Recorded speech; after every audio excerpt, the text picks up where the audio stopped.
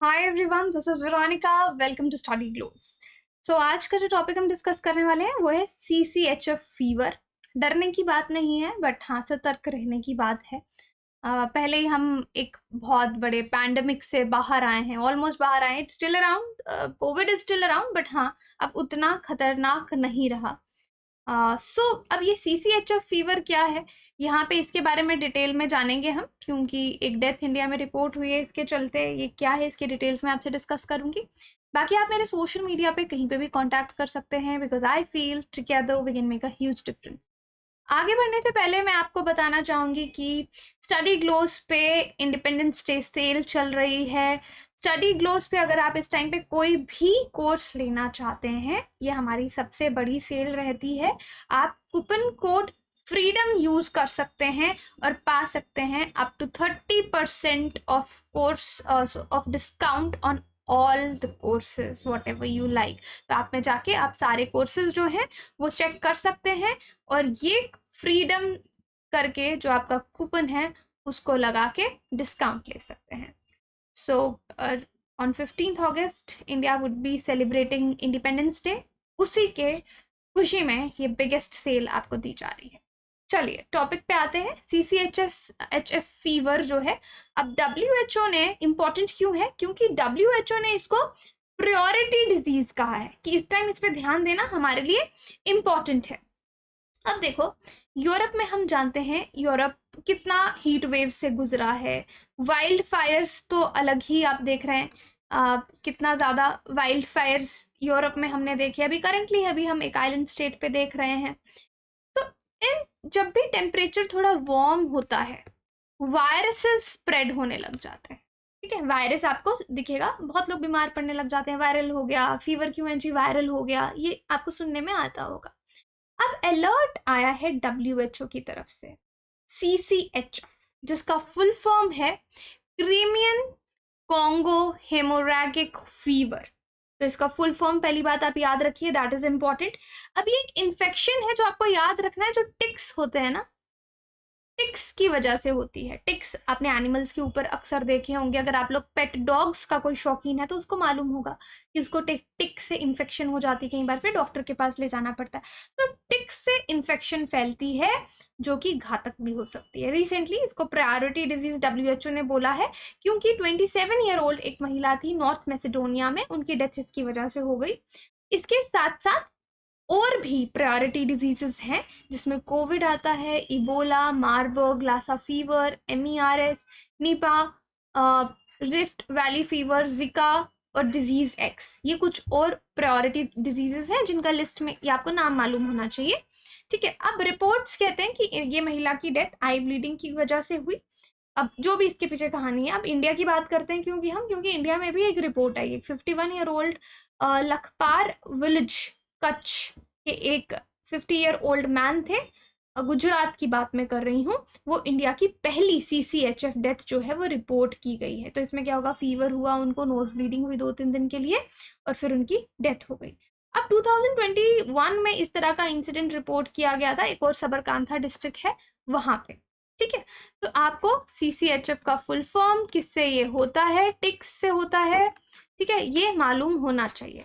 Health में ये UPSC में इंपॉर्टेंट है। प्री में अगर आप देखेंगे CCHF इन डिटेल, और मेंस के लिए आई वुड से बहुत ज़्यादा इंपॉर्टेंट नहीं है, बट हाँ, क्लाइमेट चेंज का one of the factor is that कि उससे बीमारियां फैलती हैं। क्यों फैलती हैं, क्योंकि क्लाइमेट चेंज होने की वजह से एनिमल्स अपनी जगह चेंज करते हैं।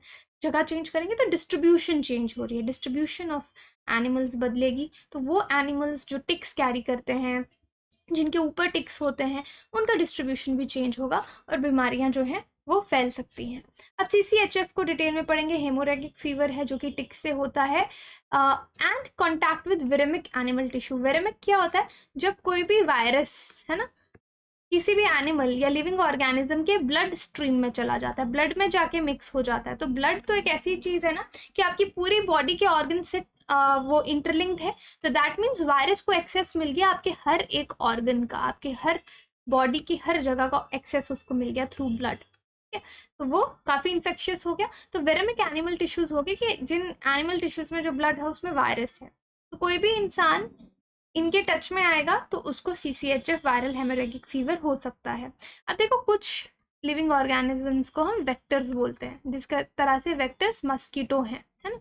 मस्कीटो से मलेरिया फैलता है जो कि प्लाज्मोडियम, अब वो प्लाज्मोडियम कैरी करते, तो ऐसा नहीं है कि मस्कीटो बीमारी दे रहा है, मस्कीटो कैरी कर रहा है ना, कोई चीज कैरी कर रहा है उसको ट्रांसफर कर रहा है, तो हम मस्कीटो को वेक्टर बोलते हैं। इसी तरह से टिक्स भी जो है वो एक वायरस के वेक्टर हैं। तो पब्लिक हेल्थ को इससे काफी ज्यादा खतरा है, पोटेंशियल है कि एपिडेमिक में कन्वर्ट हो सकता है। जैसे पैंडेमिक तो हो गया ना, जैसे कोविड में आपने देखा पैंडेमिक है, पैंडेमिक पूरी दुनिया में फैलेगा, but another term is epidemic. ठीक है, एपिडेमिक क्या होता है, जो एक स्मॉलर जोग्राफिकल एरिया में फैलेगा। सपोज करो कि सिर्फ केरला में फैल गया, सिर्फ एक स्टेट में महाराष्ट्र में है, या सिर्फ अफ्रीका में है एक कॉन्टिनेंट में, then you can call it epidemic. और इसमें खतरा ये है कि फैटिलिटी रेट बहुत, डेथ रेट बहुत है, 10 to 40% डेथ्स हैं। तो मतलब अगर 100 पीपल आर गेटिंग इन्फेक्टेड, उनमें से 10 से 40 लोगों की मृत्यु हो सकती है, क्योंकि इसको रोकना, इसका ट्रीटमेंट काफ़ी मुश्किल है।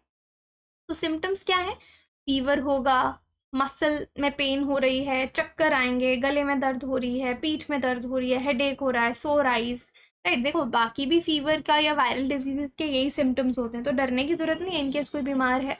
बट हाँ, गेट योरसेल्फ चेक्ड, आपको प्रिवेंशन लेना चाहिए कि जल्दी इलाज शुरू होगा तो ठीक होने के चांसेस भी ज़्यादा रहते हैं। तो बहुत से पेशेंट्स में जो सिम्टम्स हैं, उनको वॉमिटिंग्स हो रही हैं, डायरिया हो रहा है, पेट में बहुत दर्द है, गले में प्रॉब्लम हो रही है, राइट। फिर मूड स्विंग्स होने लग जाते हैं, आपको मूड समझ नहीं आएगा पेशेंट का, और कंफ्यूजन भी होने लगती है, उनको सोचने समझने में प्रॉब्लम आने लग जाएगी। यूजुअली इसका इंक्यूबेशन पीरियड जो है वो 1 to 3 डेज रहता है, 2 से 4 दिन का भी हो सकता है। जो व्यक्ति को ये प्रॉब्लम होगी, इन्फेक्शन होगा, उसको बहुत ज़्यादा नींद आएगी, वो आलसी फील करेगा, आलस फील करेगा, पेट में दर्द होगी। अब देखो इस चीज़ की कोई भी वैक्सीन नहीं है, और ट्रीटमेंट जो है वो किस तौर पे दी जाती है। कोविड के केस में क्या था, हम सिम्टम्स को मैनेज करते थे कि फीवर आया तो पैरासीटामोल दे दिया, गला खराब हुआ तो कोई और मेडिसिन दे दिया, तो हम सिम्टम्स को मैनेज करने की कोशिश करते हैं। इसके लिए एग्जैक्टली कोई दवाई नहीं है। एक एंटीवायरल ड्रग है रिबाविरिन, जो कि काफ़ी बेनिफिट दिखाता है CCHF इन्फेक्शंस को ट्रीट करने में। अब इसका ट्रांसमिशन कैसे होता है, ट्रांसमिशन होता है कि ये फैलता कैसे है। तो टिक बाइट्स, जो टिक्स हैं, अगर वो किसी को जाके काटेंगे तो उससे फैलेगा, या कोई व्यक्ति इन्फेक्टेड ब्लड टिश्यूज के कांटेक्ट में आ रहा है, तो 2 केसेस से इन्फेक्टेड ब्लड टिश्यूज के कांटेक्ट में आया जा सकता है। या तो वो वेटनरी डॉक्टर है जो जानवरों को ठीक करने के लिए गए हैं, और वो जो जानवर है वो इन्फेक्टेड है ना। दूसरा, जो लोग हमारे लिए मीट काटते हैं या चिकन कटवाते हैं, आप ना स्लॉटर करते हैं, वो लोग एनिमल टिश्यूज के टच में आएंगे। तो ह्यूमन टू ह्यूमन, ये तो एनिमल से किस तरह से आया। दूसरा, ह्यूमन टू ह्यूमन ट्रांसमिशन भी हो सकता है, जो लोग बहुत ही क्लोज कांटेक्ट में है, कि अगर किसी बीमार व्यक्ति का ध्यान आप रख रहे हैं तो भी फैल सकता है। अब मेडिकल इक्विपमेंट्स कहीं आप जाते हैं, जैसे सिरिंज हो गई, वो प्रॉपरली स्टरलाइज्ड होनी चाहिए, जो भी यूज़ कर रहे हैं उनको प्रॉपरली स्टरलाइज किया होना चाहिए। तो इस पिक्चर में आप समझ सकते हैं, देखो जो टिक है उसका साइकिल ऐसा रहता है ना, कि एग से larva, nymph and then adult. तो ये एडल्ट जो टिक्स हैं शायद किसी जानवर के ऊपर हैं, है ना। तो यहाँ से डॉक्टर इसको चेक कर रहा है, ये इन्फेक्ट हो जाएंगे। तो this is how it starts transmitting. अब ये मैंने आपको सेम चीज़ स्लाइड पे लिखी है कि किस तरह से फैलता है। तो मैंने आपको डॉक्टर्स का एग्जांपल दिया, स्लॉटर हाउसेस का एग्जांपल दिया, या फिर कोई बीमार है उसके ब्लड के साथ, सिक्रीशंस के साथ, बॉडी फ्लूइड के साथ कोई टच में आएगा तो ह्यूमन टू ह्यूमन ट्रांसमिशन भी होगी। तो इसका ध्यान अब कैसे रखना है, ट्रीटमेंट इसका कैसे किया जाएगा। ब्लड सैंपल टेस्ट किए जाएंगे कि वायरस है, ठीक है, उसका ब्लड सैंपल टेस्टिंग से पता चलेगा, और प्रॉपरली लैब टेस्ट होना चाहिए इसके लिए। अब कोई पर्टिकुलर ट्रीटमेंट नहीं है, जैसे मैंने आपको बताया, तो सिम्टम्स को मैनेज किया जाता है, सपोर्टिव केयर दी जाती है। क्या दिया जाता है सिम्टम्स मैनेज करने के लिए, बहुत सारा पानी पिलाया जाएगा, इलेक्ट्रोलाइट रिप्लेस किया जाएगा, क्योंकि डायरिया हो गया तो पानी की कमी हो सकती है, इलेक्ट्रोलाइट्स दिए जाएंगे, ब्लड ट्रांसफ्यूजन किया जाएगा, ऑक्सीजन की कमी होगी, ऑक्सीजन थेरेपी दी जा सकती है, antibiotics, pain killers, anti inflammatory drugs. तो जैसे जैसे सिम्टम्स होंगे उसके हिसाब से ट्रीटमेंट दिया जाएगा। अब कोई भी बीमारी जब हम पढ़ते हैं, it's very important to know कि उसको रोका कैसे जाए। तो कैसे रोक सकते हैं कि हम अब टिक्स की साइकिल में तो इंटरफेयर कर नहीं सकते, राइट। अगर हमें पता है किसी जानवर को इन्फेक्शन है, उसको 14-15 डेज स्लॉटर, उसको प्रोसेस करने से पहले जो मीट हाउसेस होते हैं, स्लॉटर हाउसेस होते हैं, उसको आप थोड़े दिन 10 से 15 दिन आप उसको क्वारंटीन में रखो, बाकी जानवरों से अलग रखो। तो इस तरीके से इसको प्रिवेंट किया जा सकता है। और जो लोग एनिमल से डील कर रहे हैं वो पूरे फुल स्लीव कपड़े पहन के जाएं, ट्राउजर्स पहन के जाएं, लाइट कलर के कपड़े पहन जाएं, क्योंकि टिक्स को आप देख सकते हैं। अगर आप उसके ऊपर, बॉडी के ऊपर टिक्स है तो आपको दिख जाएगा। तो फिजिकल कांटेक्ट जो है सीसीएचएफ इन्फेक्टेड पीपल से कम करना है, ग्लव्स, प्रोटेक्टेड इक्विपमेंट्स यूज करने हैं। अगर कोई घर में बीमार है, उसको आप देखभाल कर रहे हैं, तो प्रॉपर आपको इस तरीके से उनका ध्यान रखना, खुद को कवर करके। जैसे हमने कोविड के प्रोटोकॉल में काफ़ी चीज़ें की, तो अब ये इतना समझाने की जरूरत नहीं पड़ती, because we all have somewhere followed it. Next इसमें एक और डायमेंशन है इस टॉपिक का, क्लाइमेट चेंज, जो मैंने शुरू में भी टच किया था कि इन्वायरमेंट तो इफेक्ट हो रहा है, क्लाइमेट चेंज की वजह से लोगों की हेल्थ, ह्यूमंस, एनिमल्स की हेल्थ भी इन्फेक्ट हो रही है। क्लाइमेट चेंज की वजह से इन्फेक्शियस डिजीजेस बढ़ गई हैं, ट्रांसमिशन ऑफ जो ये वेक्टर्स जो बीमारियां कैरी करते हैं वो इंक्रीज हो गई हैं। वेक्टर्स कौन कौन से एग्जांपल्स देंगे? वेक्टर्स कौन कौन से होते हैं? टिक्स हो गए, बग्स हो गए, आपके मस्किटोज हो गए, फ्लीज हो गई, राइट। तो वेक्टर्स क्योंकि बीमारी कॉज करने वाला पैथोजन कैरी करते हैं, Lyme disease, malaria, dengue fever, Zika virus, CCHF, इसका फुल फॉर्म याद रखिए, क्रीमियन कॉन्गो हेमोरेगिक फीवर। तो डब्ल्यूएचओ ने कहा कि डिस्ट्रीब्यूशन चेंज हो रहा है वेक्टर्स का, तो ये this is all because of climate change. So this is a good angle and a different perspective जो आप इसमें इंक्लूड कर सकते हैं। एंड काफ़ी चेंजेस ट्रांसमिशन पैटर्न्स में भी देखी जा रही हैं। एंड टेम्परेचर, किस एरिया का कितना टेम्परेचर है, थोड़ा वार्म टेम्परेचर होता है, बीमारियां, वायरस ज़्यादा स्प्रेड होता है, पैथोजेंस ज़्यादा थ्राइव करते हैं, where the conditions are little bit conducive to them. तो ये चीज़ें सिर्फ क्लाइमेट चेंज की वजह से हो रही हैं। सो आई होप सीसीएचएफ की डिटेल आपको पता चली होगी, आप इसको इंक्लूड करेंगे कहीं पे भी हेल्थ वाले टॉपिक में। तो take care of your body, it's the only place you have to live. तो आप पढ़ना चाहते हैं, आप अच्छा करना चाहते हैं लाइफ में, तो हेल्थ का ध्यान तो रखना पड़ेगा। सो अपनी बॉडी का ध्यान रखना पड़ेगा, अपना हाइजीन मेंटेन करके रखिए। कहीं बाहर जा रहे हैं, जैसे जो लोग कोचिंग लेते हैं या शाम को बाहर जाते हैं टहलने के लिए, अभी फ़िलहाल मौसम ऐसा है, कितने मस्कीटोज़ हैं, पूरे कपड़े पहन के जाइए। आजकल काफ़ी क्रीम्स आती हैं, बॉडी में अप्लाई कर सकते हैं, so that no mosquito comes near you. अब घर में भी साफ सफाई रखिए कि बग्स, टिक्स कहीं से एंटर ना हो।